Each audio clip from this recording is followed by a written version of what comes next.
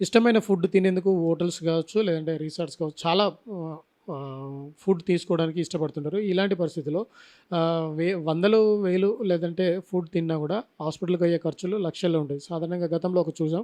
ఒక వ్యక్తి తన ఫ్యామిలీతో బర్త్‌డే సందర్భంగా ఒక హోటల్‌కెళ్ళి రూ. 1000 ఫుడ్ తింటే హాస్పిటల్‌లో మాత్రం లక్షలు ఖర్చు చేయడం జరిగింది. ఇలాంటి పరిస్థితుల్లో మనం ఆ హోటల్ నుండి కావచ్చు, లేదంటే ఆ ఫుడ్ కోర్ట్ నుండి కావచ్చు, ఆ యాజమాన్యం నుండి కావచ్చు, నష్టపరం తీసుకునే అవకాశం ఉందా? ఎంతవరకు పే చేసే అవకాశం ఉంది? ఏంటి? ఇది హోటల్‌లో కానీ, లాడ్జెస్ కానీ అవన్నీ గూడా లాడ్జెస్ ఉపయోగించుకునే రెస్టారెంట్స్ ఉపయోగించుకునే ప్రతి వ్యక్తి కూడా వినియోగదారుడైతాడు. అలాగే హోటల్‌లో ఫుడ్ గానీ, దాన్ని మనం కొంటుంటాం కాబట్టి కొని అక్కడ టిఫిన్ గానీ, భోజనం గానీ, ఇంకా స్నాక్స్ కానీ, కూల్ డ్రింక్స్ కానీ ఏదైనా తీసుకుంటే ప్రతి వ్యక్తి కూడా అలాంటి వ్యక్తి కూడా వినియోగదారుడు కూడా అయితాడు. సో, ఇప్పుడు మీరు చెప్పినట్టు రీసెంట్‌గా ప్రెస్‌లో రావడం జరిగింది. ఒక హోటల్‌లో ఫ్యామిలీ మెంబర్స్ వెళ్ళేసి ఫుడ్ తీసుకుంటే ఫుడ్ పాయిజన్ అయ్యి ఆహారం కలుషితమయ్యి పాయిజనస్ అయిపోయి దానివల్ల హాస్పిటల్‌లో పట్టము లక్షల రూపాయలు నష్టపోవడం జరిగింది. సో, కొన్న ఆహారము సక్రమంగా ఉండాలి.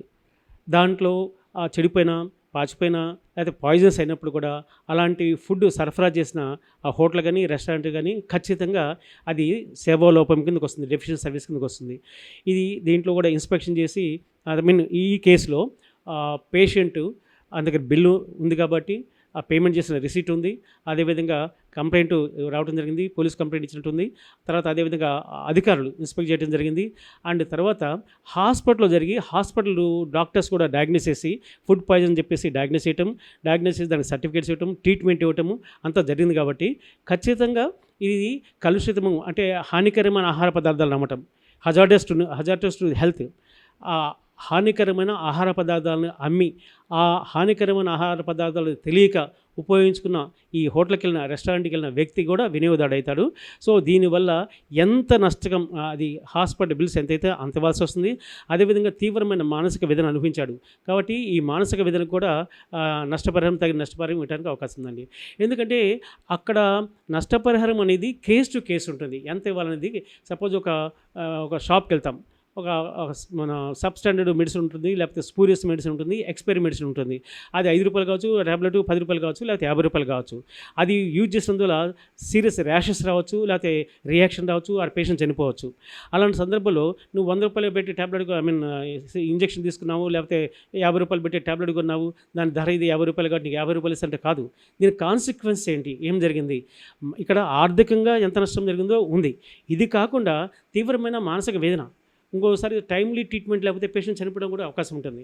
కాబట్టి జరిగిన నష్టానికి ఆర్థికపరమైన నష్టమే కాకుండా తీవ్ర మానసిక వేదనకు కూడా ఆమెను కొంత అసెస్మెంట్ చేసి ఎన్ని రోజులు హాస్పిటల్లో ఉండాల్సి వచ్చింది, తర్వాత ఆఫీస్కి ఎన్ని రోజులు వెళ్ళలేదు, తర్వాత ఎలాంటి ఫ్యామిలీ మెంబర్స్ ఎట్లా ఇంపాక్ట్ జరిగింది, దాన్ని ఒక అసెస్ చేసి రీజనబుల్ కాంపెన్సేషన్ ఇవ్వడానికి అవకాశం ఉందండి. అలాంటి వాళ్ళు ఎవరైనా సరే రిసార్ట్స్ కానీ, రెస్టారెంట్స్ కానీ, హోటల్స్ కానీ, లేకపోతే పబ్స్‌లో కానీ ఇలాంటి చోట ఈవెన్ రోడ్ సైడ్ ఫుడ్ తిన్నా కానీ, ఎక్కడ తీసుకున్నా కానీ కనీసమైన ఆధారం ఉండాలి. సో, రీజనబుల్‌గా ఇమ్మీడియేట్‌గా మనం కంప్లెయింట్ ఇవ్వటం మంచిది. కోర్టుకు పోయేది లాస్ట్ రిసార్ట్. అందుకంటే ముందు ఇమ్మీడియేట్‌గా కంప్లెయింట్ ఇవ్వాలి. లేకపోతే అధికారుల దృష్టికి తీసుకెళ్ళాలి. ఎందుకంటే మనకు ఎవిడెన్స్ ఉండాలి. ఇమ్మీడియేట్‌గా డాక్టర్ దగ్గరికి వెళ్తే డయాగ్నోస్ చేస్తారు, ట్రీట్మెంట్ ఇస్తారు. ఫస్ట్ లైఫ్ సేవ్ చేస్తారు. అండ్ మనకు ఎవిడెన్స్ ఉంటుంది. కాబట్టి అలాంటప్పుడు మనకు బిల్స్ ఉంటే ఇంకా మంచిదే. చిన్న చిన్న హోటల్ బిల్స్ ఇవ్వరు. బిల్స్ ఉంటుంది కాబట్టి బిల్ కాపీ పెట్టుకోవాలి. ఆ తర్వాత అవసరమైతే నోటీస్ ఇచ్చేసి ఆ కాంపెన్సేషన్‌కి అప్పుడు కూడా పే చేయకపోతే మనం కన్జ్యూమర్ ఫార్మ్‌కి వెళ్తే మనకు తగిన నష్టపరిహారం పొందడానికి అవకాశం ఉంటుంది. అదేవిధంగా మనకు ఫుడ్ సేఫ్టీ అథారిటీ ఇస్తున్నారు కదా, వాళ్ళు కూడా డిపార్ట్మెంటల్ యాక్షన్ తీసుకోవడానికి అవకాశం ఉంటుంది. వాళ్ళ లైసెన్స్ సస్పెండ్ చేయటము, అవసరమైతే టర్మినేట్ చేయడం కూడా చేస్తానికి అవకాశం ఉంది. సో, ఇలాంటి హోటల్‌కి వెళ్ళినా, రిసార్ట్స్‌కి వెళ్ళినా కానీ, లేకపోతే క్లబ్స్ కానీ, పబ్స్ కానీ ఇలాంటి వాటిలో ఉపయోగించుకునే ఈవెన్ లాడ్జెస్ ఉపయోగించుకునే వ్యక్తులు కూడా కన్జ్యూమర్స్ అవుతారు. వాళ్ళు కూడా వినియోగదారులే. వాళ్ళు నష్టం జరిగితే తగిన నష్టపరిహారం పొందే అవకాశం ఉంది సార్.